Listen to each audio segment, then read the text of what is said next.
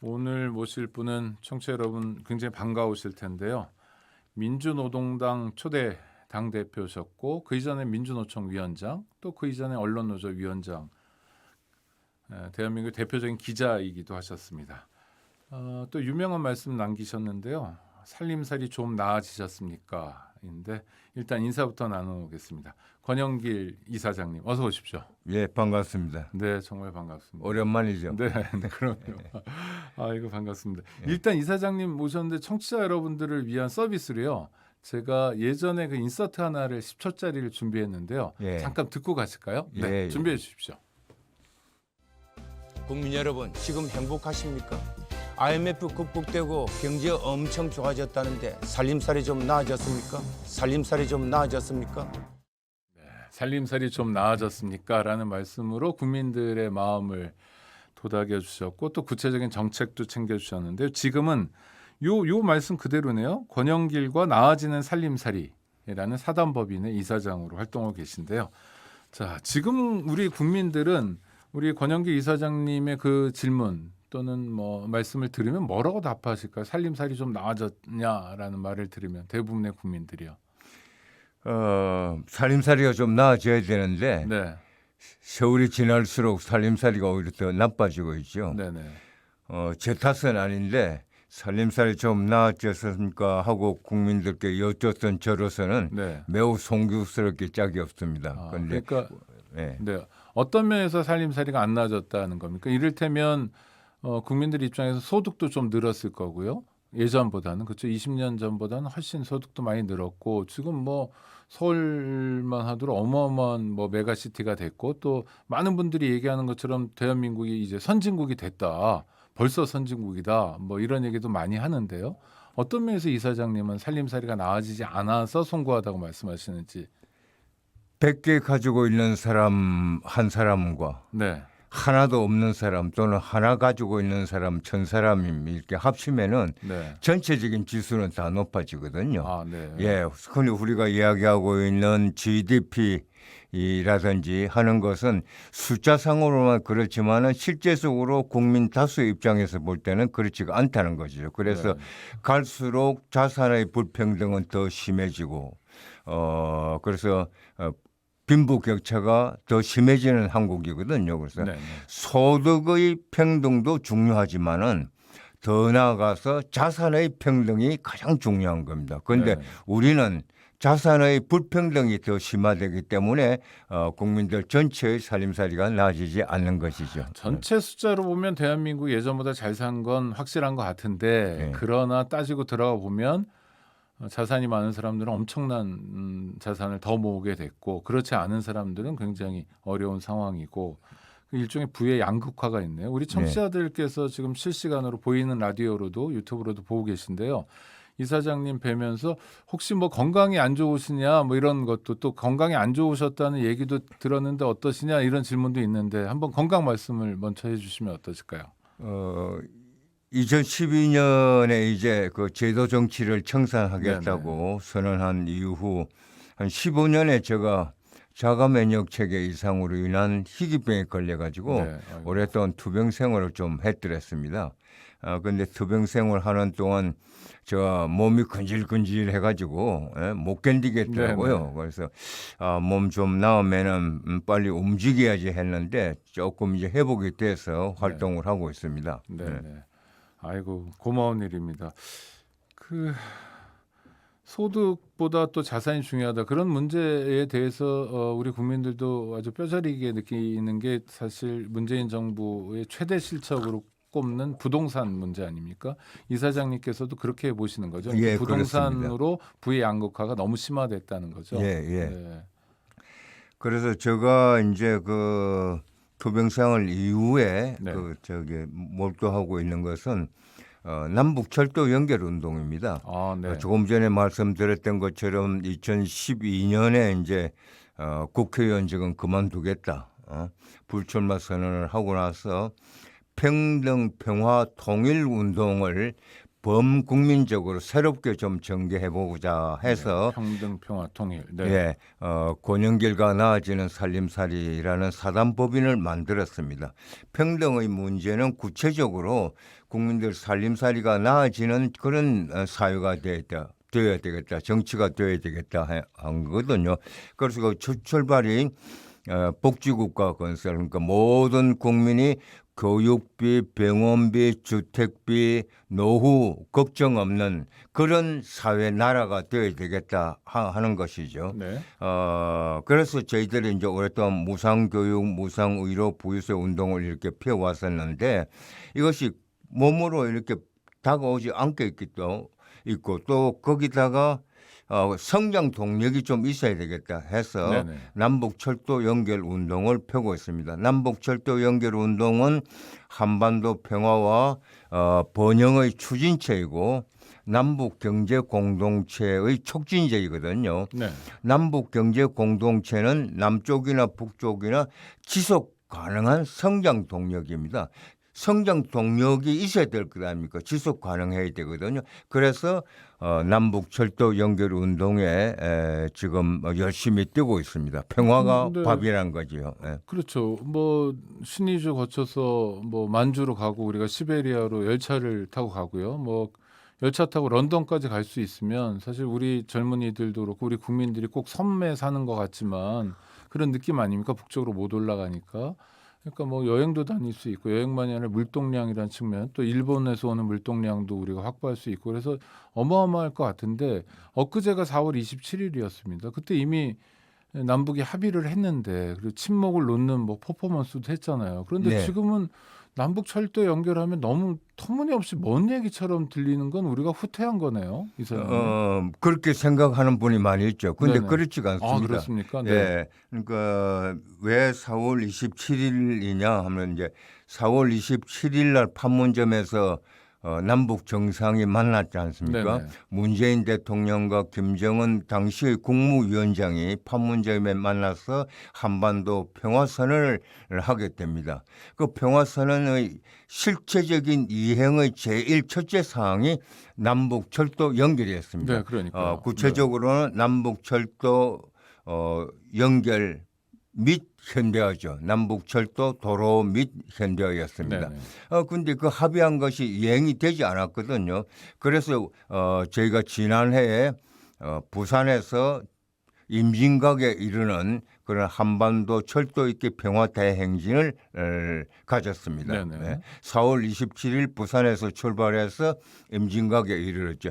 그래서 올해도 그저께 바로 서울역에서 2022년 남북철도 있기 평화 대행진을 선포했습니다. 이제 윤석열 정부가 들어서고 나면은 이 운동을 좀 더 본격적으로 활성화시킬 그런 계획입니다. 보통 이제 뭐 지금까지는 집권을 국민의당 계열하고 지금 더불어민주당 계열이 집권을 교대로 하고 있는 정도잖아요. 그럼 더불어민주당 쪽에서 집권하면 남북 문제를 해결하는데 좀 적극적인 것 같고 뭐 국민의당 쪽은 좀 아닌 것 같고 한미 공조를 강조하고 이런 느낌이 있는데 그렇다면 더 어려워진 거 아닙니까? 지금 문재인 정부가 남북 정상회담도 몇 차례 했으면서도 아무것도 못 하고 있는 상황이기 때문에 그럼 이 사장님은 어떻게 희망을 만들어내고 계신지 좀 여쭙고 싶습니다. 그 윤석열 정부가 들어서고 난 이후 네. 가장 우려되는 부분이 남북 관계의 악화, 또 한반도 주변의 평화 분위기 악화라고 네. 보고 있죠.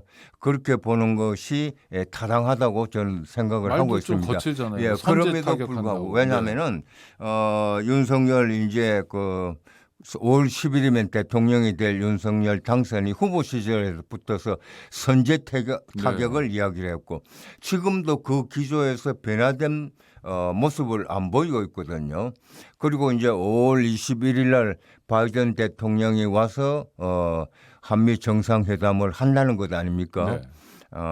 저는 그 결과에 대해서 매우 예의주시하고 있습니다. 왜냐하면은 윤석열 정부와 지금 바이든 정부가 강조하고 있는 한미 동맹의 강화는 뭐겠냐는 거예요. 즉 남북 관계로 보면은 북한 제재를 강화하고 또 미중 대결 상태에 있어서 한국의 입장을 한국이 서는 위치를 미국에 더 서도록 하는 것. 그러면은 중국하고 관계가 이렇게 나빠지는 것이거든요. 그러니까요. 그것은 바로 한반도 평화 문제하고 직결되기 때문에 주목을 하고 있습니다. 그래서 이런 것을 볼 때는 윤석열 정부 탄생 이후 남북 관계가 더 악화될 것이라고 보고 있습니다. 그럼에도 불구하고 저는 윤석열 정부가 오히려 획기적인 그런 남북 관계를 돌파구를 마련할 수도 있지 않을까 하는 기적 같은 기대를 네, 해보기도 그러면 합니다. 정말 좋겠습니다만 그거는 허망한 기대가 될 수도 있는데요. 꼭 그렇게만은 저는 보지 그렇습니까? 않고 있습니다. 네네. 왜냐하면은 미국과 중국이 냉전 시대 관계에 있을 때 그것을 돌파구를 연 것은 바로 닉슨 공화당 네, 정부였습니다. 그렇죠. 보수파 공화당 정권이었죠. 정부죠. 네. 키신저 외무장관이 가서 마침내는 미중 관계가 화해의 무드로 들어갔거든요. 네. 우리나라로 볼 것 같으면은 87년 이후 노태우 정부 때 남북 관계 기본법으로 일컬어지는 그런 법이 합의가 네, 되었습니다. 남북 기본 합의서를 했죠. 예. 상당한 진전이었습니다. 그건 네. 모든 부분에 걸쳐서 다 합의가 이루어졌고 그야말로 남북 관계의 획기적인 어떤 그 교과서라고 할 수 네네. 있는 거거든요. 그것이 이행은 되지 않았지만 하여튼 합의가 되었습니다. 또 노태우 정부 때 한중 관계 외교 관계가 북방 맺어졌거든요. 정책을 했죠. 한소 관계가 네. 맺어졌습니다. 네. 그러니까 보수 정부가 할 수가 없는 것이다 이거죠. 그렇지 않네요. 그런데 네, 윤석열 정부가 이렇게 들어와서 만약에 남북 관계의 돌파구가 마련된다고 하면은 굉장히 큰 파장을 일으킬 수 있습니다. 왜냐하면 우리 지금 남북 관계에서 가장 큰 문제 중에 하나가 남남 갈등이거든요. 그렇습니다. 네. 문재인 정부 5년 동안에 문재인 정부와 문재인 대통령이 얼마나 시달렸습니까? 보수 정부로부터서. 네, 뭐 친북 정권이다, 퍼주기 한다, 뭐 친중이다, 네, 뭐 반미다 이런 얘기들이요. 그렇죠. 맞습니다. 네. 그래서 이 윤석열 정부가 정말 새로운 그 생각을 가지게 발상의 된다면은 전환만 해준다면, 네. 뭐 흔히 이야기하는 발상의 전환을 네. 한다면은 남북 관계가 오히려 더 돌파가 마련될 수 있다는 거죠. 네. 그런데 여기에 있어서는 윤석열 정부도 미국도 새롭게 이렇게 생각해야 됩니다. 우리가 가장 중요한 게 남북 관계에서 핵 문제라고 그러지 않습니까? 네네. 그러니까 바이든 정부가 이번에 바이든 대통령이 한국에 와서 윤석열 대통령이 지금은 아직 대통령 안 됐습니다만은 그 시점에 윤석열 대통령과 합의할 부분이 뭐겠습니까? 지금도 보도되고 있습니다만은 남북 관계거든요. 북핵 문제거든요. 네. 이것은 그러니까 북핵 제재를 더 강화하자.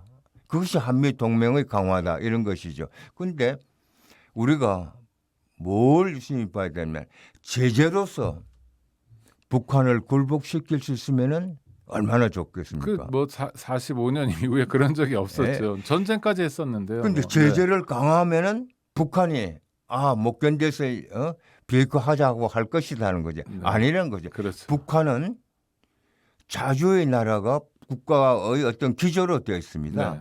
김일성의 나라, 김일성 주석의 나라인데 그건 뭐냐? 바로 자주 민족의 자존심이거든요. 유훈 통치, 김일성 유훈 통치는 지금도 계속이 되고 있습니다. 네. 그러니까 제재에 굴복해서 또는 제재를 받아들여서 비핵화를 나서자 하는 것은 바로 북한 정권이 무너지는 걸 말하는 겁니다. 그래서 절대로 그것은 안 된다는 것이죠. 그렇다면 어떻게 될 거냐.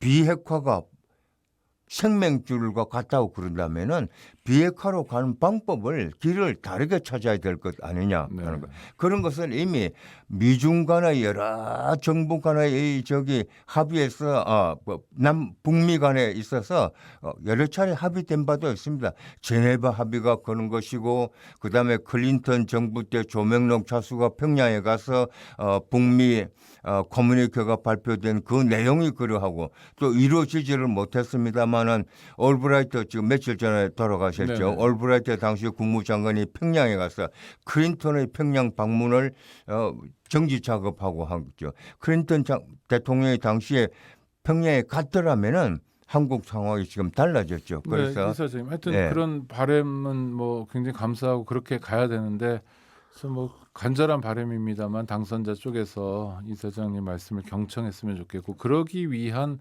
뭐랄까 동력이랄까가 사실은 진보 세력이잖아요. 네네. 지난번 대선 때 보니까 진보 정당 후보가 엄청 많더라고요. 그런데 실제로는 유의미한 투표는 못했습니다. 정의당도 있었죠. 뭐 기본소득당, 노동당, 진보당 뭐 여러 정당들이 나왔는데 오히려 이게 진보의 위기를 보여주는 게 아니냐. 그러니까 진보 어디서부터 어디까지가 진보이냐도 고민해야 됩니다만 그러니까 민주당 빼고 진보 정당들의 모습이 역설적으로 진보의 위기 아닌가 싶은데 죄송합니다. 진보 정당을 만드셨고 또 탄생시킨 분이셔서 꼭 여쭤보지 않을 수 없어서요. 현재의 진보 정당의 상태를 보면서 네. 가슴앓이를 많이 하고 있죠. 아이고, 네. 예, 말씀하신 대로 지금 진보 정당이 위기적 상황에 처해 있습니다. 네. 그러니까 민주노동당이 분당 분열돼서 5개의 정당으로 돼 있거든요. 네. 정의당, 진보당, 노동당, 녹색당, 변혁당 이렇게 되어 있습니다. 이 진보 정당끼리는 서로 뭐 아웅다웅 하는데 국민들이 존재조차도 존재감을 못 느낄 정도가 돼 있거든요. 그렇죠. 네. 그리고 정의당과 진보당이냐 진보당은 뭐냐 차이를 아는 국민들이 있을까요? 실질적으로 없습니다. 그런데도 불구하고 이대로 걸어간다고 그러면 이게 어떨 것이냐 안 된다는 것이죠. 그래서 저는 진보 정당의 지금 후배들에게 진보 정당의 주역들에게 내일의 주역이 될 사람들에게 강조하는 것은 무엇보다도 다시 하나로다. 진보 정당이 민주노동당 때처럼 하나로 통합돼야 된다. 그렇게 하지 않고서는 어떤 답이 나오지 않는다는 것이죠. 민주노동당이 분열된 것은 정파싸움으로 인한 자체 내부적 문제였습니다. 국민들이 차려준 밥상을 스스로 걷어찼거든요. 네. 그래서 지금 가장 필요한 것은 먼저 첫 번째 성찰과 반성이다. 지난날 우리가 분열된 것을 잘못했습니다. 국민들에게 섞고 대제해야 됩니다. 그리고 다시 하나된 모습을 보여줘야 합니다. 5개로 나누어진 이 정당이 하나의 정당이 되어서 정책 정당으로서의 모습을 보여줄 때 국민들이 조금씩 마음의 문을 열기 시작할 것이다 하는 거죠. 네. 다행히 이제 6.1 지방선거를 앞두고 울산에서 그런 모습을 보여주고 있습니다. 그 선거 연대 같은 걸 하는 겁니까? 후보 예. 단일화? 5개 네. 정당이 단일화해서 후보를 한 사람씩 내기로 이렇게 되어 있습니다. 그래서 지난번에 제가 울산에 가서 울산 시민들께 진보 정당을 살려주십시오 한 것도 그런 때문이었습니다. 이제 말하면은 제가 울산 시민들께 또는 국민들께 나서서 진보 정당을 이야기할 수 있는 염치가 좀 이렇게 있게가 된 것이죠. 네. 아이고, 애 많이 쓰십니다. 진보 정당이 자기 자리를 잡아줘야 또 보수 정당도 자기 역할을 하고요. 막연한 분열이 아니라 정말 새가 좌우의 날개로 나는 것처럼 대한민국이란 공동체가 건강하게 갈 수 있었으면 좋겠는데 그러기 위한 권영길 이사장님의 역할이 기대되고요. 오늘은 시간이 다 돼서 일단 여기까지만 하고요. 다음에 또 모시도록 하겠습니다. 이사장님 감사합니다. 네, 감사합니다.